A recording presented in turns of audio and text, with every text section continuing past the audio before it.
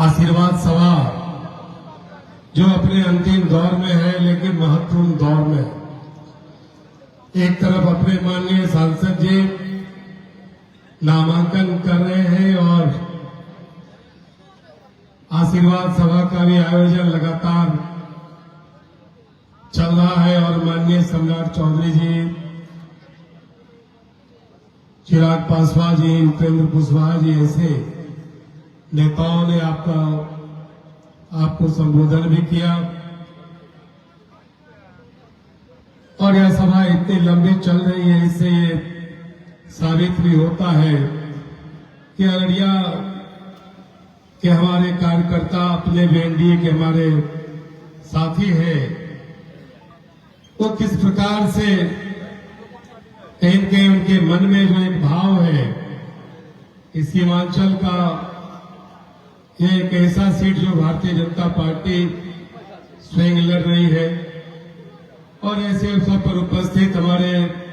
जदयू के सम्मानीय जिला के अध्यक्ष श्री आशीष पटेल जी, हमारे सम्मानीय जिला के अध्यक्ष आदित्य नारायण झा जी, हमारे साथ कटिहार से चलकर आए प्राणपुर विधानसभा क्षेत्र के सम्मानीय विधायक हमारी बहन निशा सिंह जी, कटिहार के सम्मानीय जिला अध्यक्ष, हम सब साथ साथ माननीय प्रधानमंत्री जी के कार्यक्रम में हमें शामिल होना था और उसके बाद हम सब आपके बीच आपके इस अवसर को की हिस्सेदारी के लिए आपके बीच उपस्थित हैं। इस अवसर पर उपस्थित हमारी बहन शांति जायसवाल जी, संतोष सुराना जी जो हमारे कटिहार के प्रभारी भी हैं और आपके पूर्व के जिला अध्यक्ष हैं, हमारे बहुत पुराने साथी आलोक भगत जी, दमयंती जी और हमारे पूर्व जिला के अध्यक्ष जो आपके अररिया जिला के प्रभारी हैं, हमारे अन्य सहयोगी श्री लक्की प्रसाद महतो जी, लोकसभा के संयोजक समरनाथ सिंह जी, जिला परिषद के सम्मानीय सदस्य किरण कुमारी जी, लालू यादव जी, हमारे बीच प्रदेश के मंत्री स्वदेश जी काफी कर्मठता से इस पूरे क्षेत्र में सांगठनिक ढांचा के निर्माण में जिन्होंने अपना पूरा सहयोग दिया है। शशि नाथ मिश्रा जी, एक जमाना हुआ करता था जब इनके यहाँ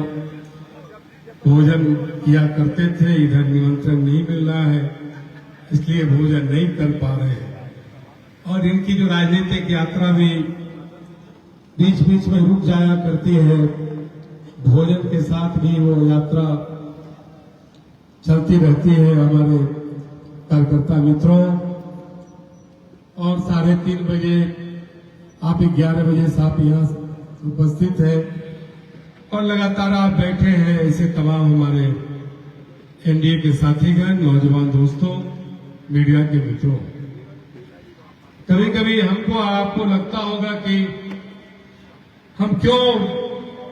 कमल निशान को देखकर घंटों बैठे रहते हैं। नामांकन प्रदीप सिंह जी को करना है, माननीय सांसद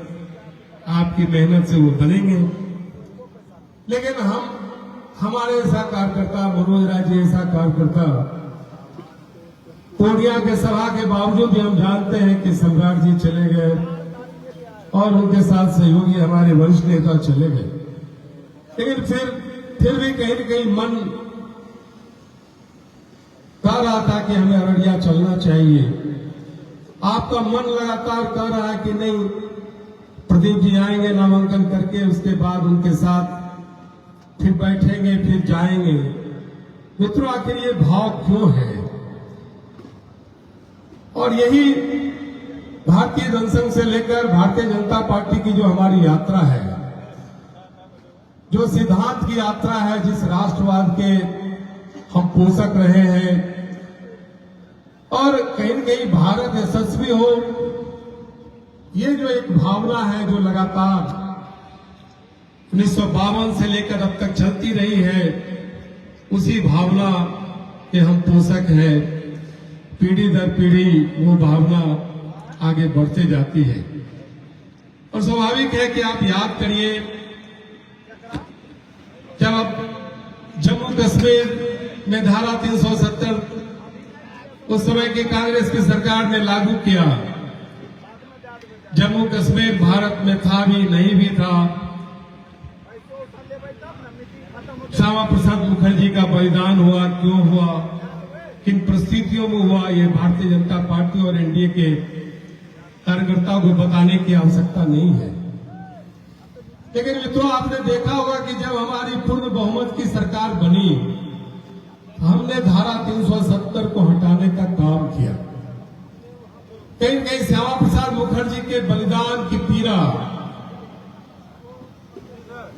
उसको हम संजोए हुए थे, पीढ़ी दर पीढ़ी संजोए हुए थे, और जब हमें राजनीतिक दृष्टि से अवसर मिला तो उस धारा को खत्म करने का भी काम किया। इसी का नाम भारतीय जनता पार्टी है। दोस्तों, यही मैं कहना चाह रहा था। भारतीय जनसंघ में का वो कालखंड था जब लोग हारने के लिए चुनाव लड़ा करते थे, कोई तैयार नहीं होता था कि दीपक चाप से कौन लड़ेगा। उस समय 3 माननीय सांसद हुआ करते थे पंडित दीनदयाल उपाध्याय जी के उस कालखंड में, और उसके बाद आज 303 हमारा लोकसभा में बहुमत है, 303 हमारे माननीय सांसद हैं। तो ये जो 3 से 303 तक की यात्रा है, यही यात्रा हमारी सैद्धांतिक यात्रा है,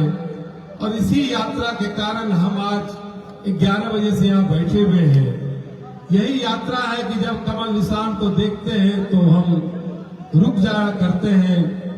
उस झंडे को निहारते हैं। यही हमारा कहीं कहीं वो भाव है, और ये भाव इसलिए है कि हमने राष्ट्रवाद को प्राथमिकता दी। हम राष्ट्रवाद के पोषक रहे, परिवारवाद और भ्रष्टाचार के खिलाफ में हमारी लंबी लड़ाई हम सब लड़े, और ये तीस भी रहा कि जब भारत के यशस्वी प्रधानमंत्री अटल बिहारी वाजपेयी एक वोट से जब हमारी सरकार एनडीए की चली गई तो वो पीड़ा थी, और अटल जी ने अपनी कविताओं की कुछ पंक्तियों के द्वारा भी कहा था कि भले हम आज रहे या ना रहे, लेकिन इसका बदला भारत के मतदाता जरूर रहेंगे, और एक दिन हमारी सरकार आएगी जो पूर्ण बहुमत की सरकार होगी। और अपने कुशल नेतृत्व में भारत के यशस्वी प्रधानमंत्री नरेंद्र मोदी जी ने अटल जी के उस भाव को चरितार्थ करने का काम किया, साकार करने का काम किया। और आपने यह भी देखा होगा कि आपको पता है कि पंडित जवाहरलाल नेहरू जब भारत के प्रधानमंत्री हुआ करते थे तो उनकी बेटी श्रीमती इंदिरा गांधी भारत की प्रधानमंत्री हुआ करती थी। उनके बाद श्री राजीव गांधी भारत के प्रधानमंत्री हुआ करते थे, और उनका जो बेटा है पप्पू, जैसे राहुल गांधी आप कहते हैं, प्रियंका गांधी उनकी बहन है। तो ये सारे नाम आपको याद हैं, लेकिन कोई भी एक कार्यकर्ता बतावे कि भारत के यशस्वी प्रधानमंत्री नरेंद्र मोदी जी कई भाई बहन हैं, लेकिन उनका किसी एक भाई का भी नाम आप नहीं बता सकते हैं। और इसलिए इस परिवारवाद के खिलाफ जो लड़ाई में हम सफल हुए हैं, उसका कारण यह भी है कि हम परिवारवाद के पोषक नहीं रहे हैं। हमने राष्ट्रवाद को हमेशा अपना लक्ष्य माना है, और जिस प्रकार से विगत 10 वर्षों में भारत के प्रधानमंत्री ने भारत को विश्व के मानचित्र पर एक सशक्त राष्ट्र के रूप में रखने का काम किया है, और आने वाले 25 वर्षों में जिस विकसित भारत विकसित भारत के संकल्प को उन्होंने दोहराया है। अमृत आजादी के अमृत काल के समय में हमारे भी श्री प्रदीप सिंह जी नामांकन करके आ गए हैं। कटिहार जिला की ओर से, हम सबों की ओर से उनका हार्दिक अभिनंदन, वंदन।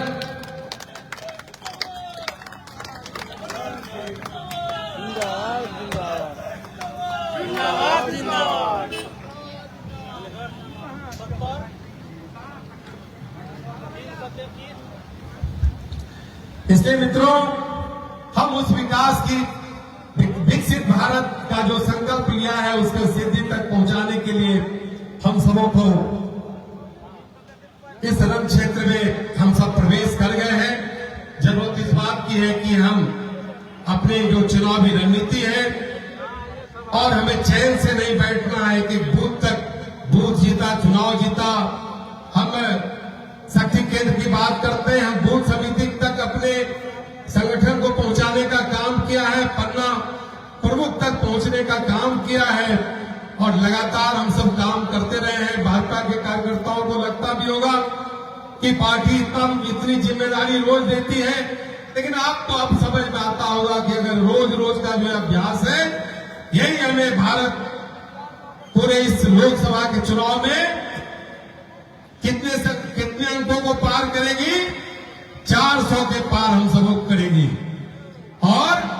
Bharatiya Janata party 375 seat, 370 seat पर चुनाव जीतेगी। ये जो संकल्प है उसी को चरितार्थ करने की आवश्यकता है। पूरे सीमांचल को, अररिया के अपने एनडीए के सभी कार्यकर्ताओं से बड़ी उम्मीद है कि आप सब अब तक का जो सारा रिकॉर्ड है चुनाव जीतने का, उसको तोड़ने का काम करेंगे। इन्हीं शब्दों के साथ आपको इबादत करते हुए कि आप राष्ट्रवाद के इस अलग को जगाते रहेंगे और अपने मेहनत से, अपनी क्षमता से एक एक बूथ पर आप मतदान केंद्र की जो समिति है उसके साथ जुड़कर और अपने अपने बूथों पर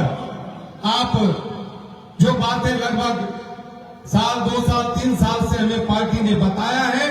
उसको अमली जामा पहनाने का जो वक्त आ गया है उसका बेहतर इस्तेमाल करेंगे। इन्हीं शब्दों के साथ अपने एनडीए के तमाम सभी साथियों को अपनी हम अग्रिम बधाई देते हैं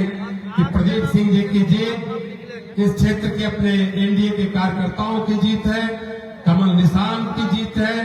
एनडीए के तमाम सहयोगियों के साथ का जीत है। इन्हीं शब्दों के साथ एक बार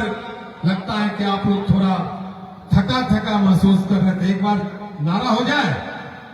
अब की बार